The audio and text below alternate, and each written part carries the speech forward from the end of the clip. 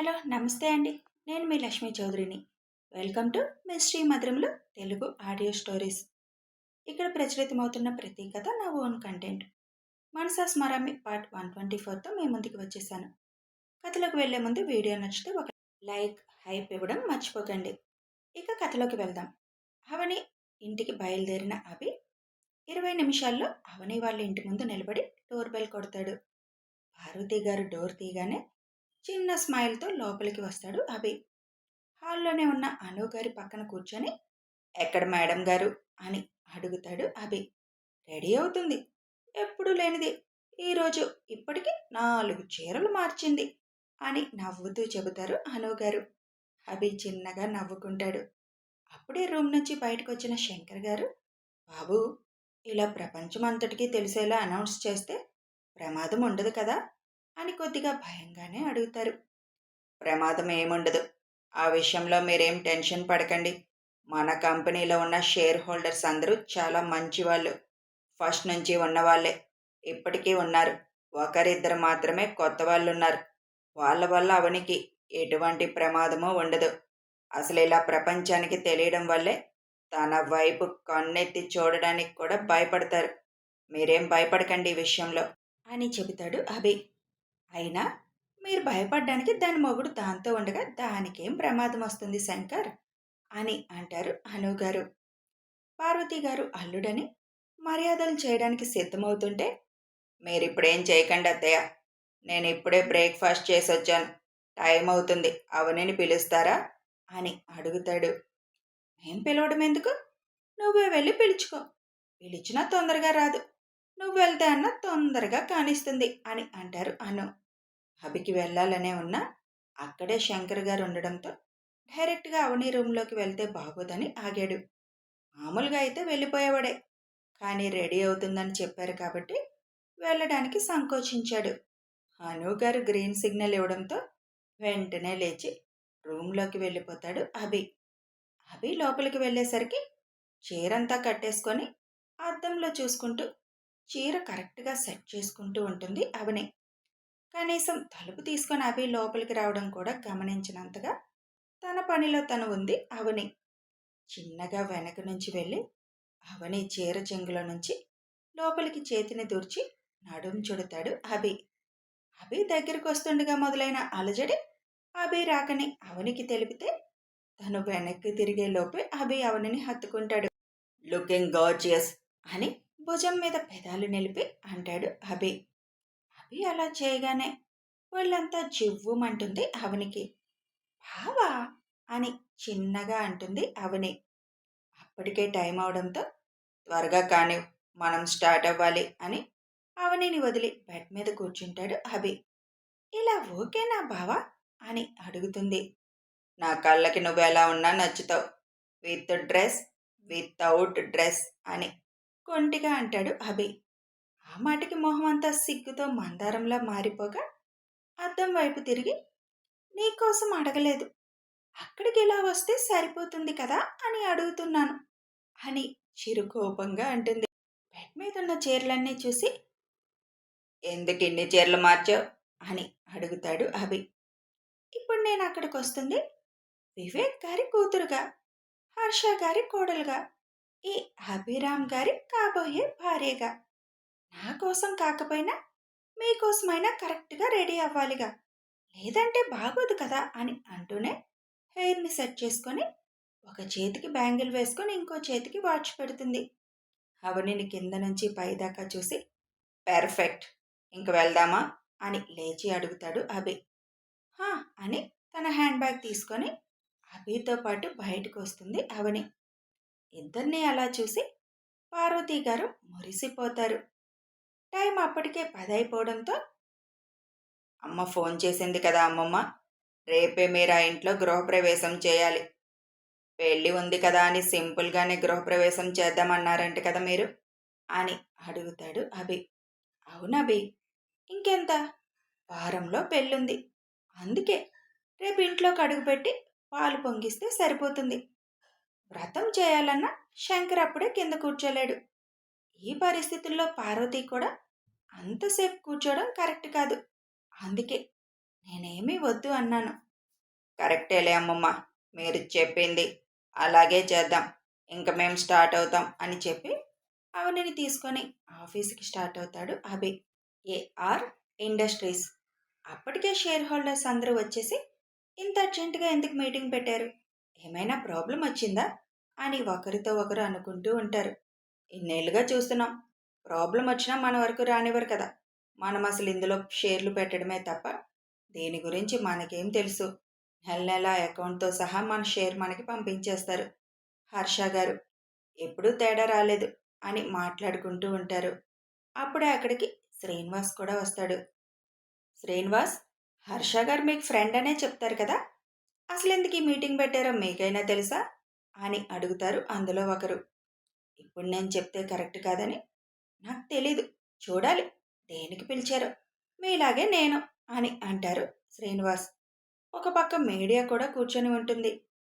మీడియాని కూడా పిలిచారంటే ఏదో పెద్ద విషయమే అయి ఉంటుంది. మనలో మనం చర్చించుకునే కన్నా వాళ్ళే ఇంకా సేపట్లో చెప్తారు కదా, మనం సైలెంట్గా కూర్చోవడమే బెస్ట్ అని ఒకరు అంటారు.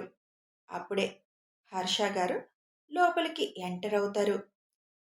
Good morning all of you అని చెప్పి ఇక్కడికి మిమ్మల్ని అందరినీ రమ్మడానికి ఒక ముఖ్యమైన కారణం ఉంది.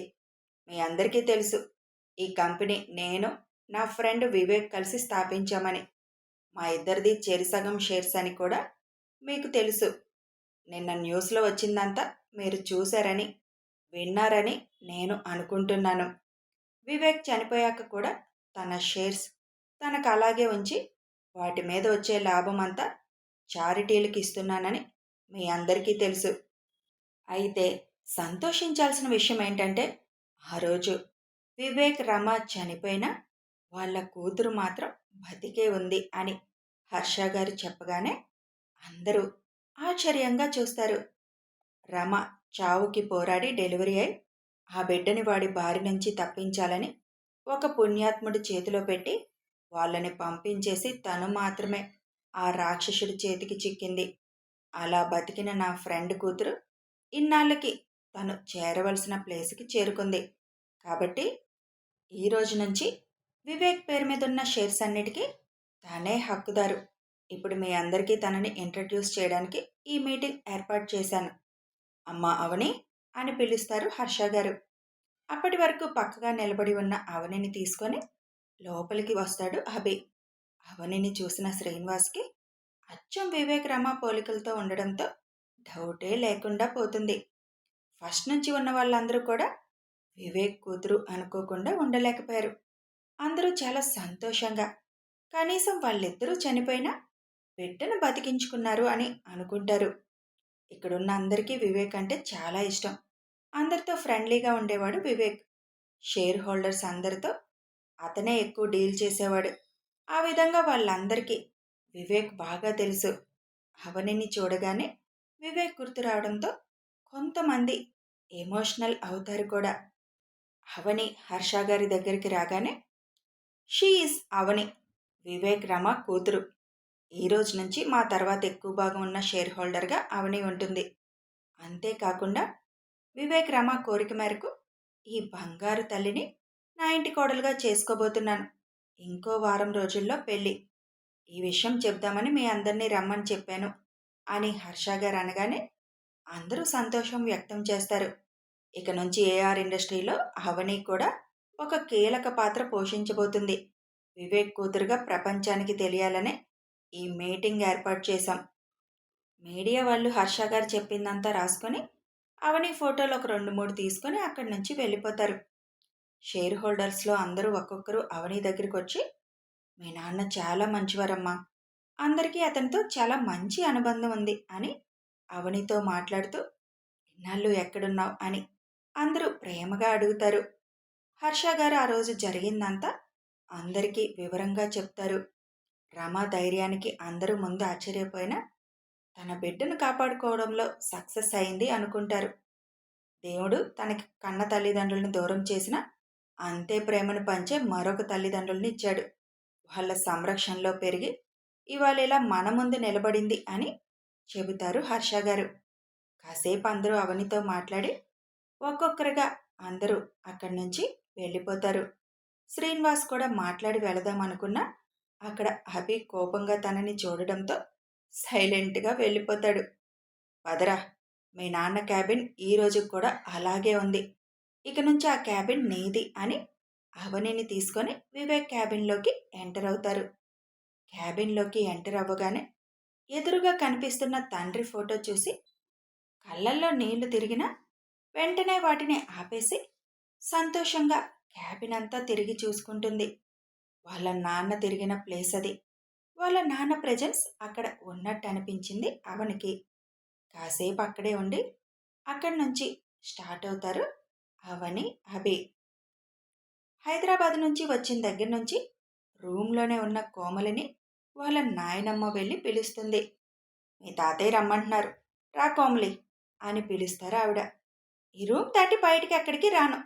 నాకు ఇల్లు నచ్చలేదు. కనీసం రూమ్లో బాత్రూమ్ లేదు. బాత్రూమ్కి వెళ్ళాలంటే అంత దూరం నడిచి వెళ్ళాలి. నేను వెళ్ళిపోతాను హైదరాబాద్ అని కోమలి పొగరుగా అంటుంది. వెళ్ళి రోడ్డు మీద అడుక్కు తింటావా అని గంభీరంగా వాయిస్ వెనక నుంచి వినిపిస్తుంది. ఆ వాయిస్కి భయపడి తన ప్రమేయం లేకుండానే లేచి నిలబడుతుంది. ఏం చేస్తావు వెళ్ళి? మీ అమ్మ నాన్నతో పాటు జైల్లో కూర్చుంటావా? అక్కడ కూడా జైలు రూమ్లో బాత్రూమ్ ఉండదే. దానికి కూడా దూరంగా వెళ్లాల్సిందే. అక్కడుంటే ఖైదీ అంటారు, నేరం చేసొచ్చింది అంటారు. ఇక్కడుంటే మన అంటారు, మన బిడ్డ అంటారు. ఏది కావాలో తేల్చుకో. నిన్ను చూస్తుంటేనే అర్థమవుతుంది మీ అమ్మ బాబు నిన్ను ఎంత దారుణంగా పెంచారో. మీ బాబాయ్ పిల్లల్ని చూడు, ఎంత పద్ధతిగా ఉన్నారు. డబ్బుంది కదా అని పొగరుగా పెరిగితే ఇలాగే ఉంటుంది పరిస్థితి. నువ్వు ఇక్కడికి వచ్చింది రూమ్లో కూర్చోడానికి కాదు, మేం చెప్పినట్టు చేయడానికి. కాదు చేయను అన్నావంటే నీకోసం ఎలాగూ పోలీసులు ఎదురు చూస్తున్నారు. తీసుకెళ్ళి అప్పగించేస్తే సరిపోతుంది అని అంటారు కోమలి తాతయ్య. మీరసలు మా నాన్న తల్లిదండ్రులేనా? నేను మీ మనవరాలైనప్పుడు నన్ను ఎలాగైనా చూసుకునేది అని అడుగుతుంది. గట్టిగా అడగలేక చిన్న చిన్నగా మాట్లాడుతుంది కోమలి. నువ్వెప్పుడైనా తాతయ్య నానమ్మ అంటూ మా దగ్గరికి ప్రేమగా వచ్చావా? ఊరు రమ్మని ఎన్నిసార్లు పిలిచినా వచ్చావా? నీకు లేని ప్రేమలు మాకు ఎక్కడి నుంచి వస్తాయి? అయినా కూడా కొడుకు కూతురు అని కొద్దిగా ప్రేమ ఉంది కాబట్టే మీ నాన్న అమ్మ అని ఎదవ పనులు చేసినా ఊరంతా మమ్మల్ని చీకొడుతున్నా అలాంటి కొడుకును కన్నందుకు భరిస్తూ నిన్నిక్కడ ఉండనిచ్చాం. అందుకు సంతోషించు. నిన్నటిదాకా ఈ ఊరికి పెద్ద మనిషిగా ఉన్నాను నేను. కొడుకునే కట్టడి చేయలేకపోయిన వాడివి ఊరిని ఏం చూస్తావు అన్నట్లుగా నా మొహం చూస్తున్నారు జనాలు. దానికి కారణం మీ బాబు. ఇప్పుడు ఇంకది మాట్లాడుకున్నా ఉపయోగం లేదు. ఓ తండ్రి తల్లి బిడ్డవి నువ్వని తెలిస్తే బయట ఎక్కడికి వెళ్ళినా నిన్ను కూడా అసహ్యంగానే చూస్తారు. కాబట్టి నువ్వింకీ రామయ్య మనవరాలుగా ఉండాల్సిందే తప్ప ప్రభాకర్ కూతురని మాత్రం ఎక్కడా చెప్పుకోకు. రాళ్లతో కొట్టి చంపేస్తారు అని అంటారు రామయ్య గారు. దానికేమీ మాట్లాడలేక సైలెంట్ అయిపోతుంది కోమలి. లక్ష్మి అని చిన్న కోడల్ని పిలిచి, ఈ రోజు నుంచి కోమలి బాధ్యత నీది. ప్రసన్నను ఎలాగైతే పద్ధతిగా పెంచావు ఈ అమ్మాయిని కూడా అలాగే తయారు చేయి. పనులన్నీ నేర్పు. చేయను అంటే ఒక దెబ్బ వేసైనా చెప్పు, పర్లేదు. మేమేమీ అనుకోం. నువ్వేంటో మాకు తెలుసు లక్ష్మి. అనవసరంగా ఎవరిని బాధ పెట్టు. తను మారాలంటే అమ్మ బొమ్మ అంటే మారదు. కొంచెం గట్టిగానే చెప్పాలి. ఏంటి ఆడపిల్లే కదా తను. మనకి తప్పదు మార్చుకోవడం. మారిందా బానే ఉంటుంది. మారలేదా తీసుకెళ్ళి ఏదో ఒక ఆశ్రమంలో వదిలేసి రావడమే అని గంభీరంగా చెప్పి రామయ్య గారు అక్కడి నుంచి వెళ్ళిపోతారు. విన్నావుగా మీ తాతయ్య మాట. ఆయన చెప్పింది చేయకపోతే ఆయనకు చాలా కోపం వస్తుంది. ఆ కోపం భరించడం ఎవరి వల్ల కాదు. బుద్ధిగా మీ పిన్ని చెప్పినట్టు చేయి. ఈ రోజు నుంచి తానే నీకు తల్లిలా ఉంటుంది. మీ అమ్మకి ఎలాగో నిన్ను పెంచడం చేతగాలేదు. కనీసం ఆవిడ మాటన్నా విను. బాగుపడతావు. లేకపోతే నీ కర్మ అనుకుంటూ అక్కడి నుంచి వెళ్ళిపోతారు రామయ్య గారి భార్య అయిన సీత. లక్ష్మి భోజనం పళ్ళెం తీసుకుని వెళ్ళి కోమలిని కూర్చోబెట్టి అన్నం కలిపి నోట్లో మొత్త పెడుతూ తిను అని అంటుంది. ముందు ఈవిడ పెడితే తినేదేంటి అనుకున్నా కడుపు కాలుతూ ఉండేసరికి బుద్ధిగా నోరు తెరిచి అన్నం తింటుంది. చూడు కోమలి, మీ తాతయ్య చెప్పిన మాట వినడం నా ధర్మం. ఇంతవరకు ఆయన మాటకి నేను ఎదురు చెప్పింది లేదు. ఆయన కూడా మమ్మల్ని అలాగే చూసుకునేవాళ్ళు. ఈ రోజుకి నువ్వు రెస్ట్ తీసుకో. రేపటి నుంచి ఉదయాన్నే నాతో పాటు 4 లేవాలి నువ్వు. నీకు అన్ని పనులు నేర్పమన్నారు మామయ్య గారు. కాబట్టి నువ్వు నాతో పాటు లేవాలి. నేను చెప్పిన పనులన్నీ చేయాలి. మీ చెల్లి ప్రసన్న ఇప్పుడు మెడిసిన్ చదువుతుంది. హాస్టల్లోనే ఉంది. కానీ తనకు అన్ని పనులు వచ్చు. ఇక్కడికి వచ్చిందంటే నాకు పనుల్లో చాలా సాయం చేస్తుంది అని చెబుతూనే అన్నం అంతా తినిపిస్తుంది. ఇక్కడ నీకు ఎవరు శత్రువులు లేరు. అందరూ నీ వాళ్ళే అనుకుంటే నువ్వు సంతోషంగా ఉండగలవు. కాదు అందరూ పరాయి వాళ్ళు అనుకుంటే నువ్వెప్పటికీ సంతోషంగా ఉండలేవు. పనులు చేయడం వల్ల పని మనిషి అవరు. మన పనులు మనం చేసుకోవడంలో ఉన్న తృప్తి ఇంకా ఎందులోనూ ఉండదు. ఇష్టం ఉన్నా లేకపోయినా నువ్వు రేపటి నుంచి అయితే నేను చెప్పినట్టు చేయాల్సిందే. ఇలా రూమ్లోనే కూర్చోవడం వల్ల నీకేమీ తెలీదు. బయటకొచ్చి మీ నాన్నమ్మతో కూర్చో. కొన్ని నీతి సూత్రాలన్నా చెబుతారు.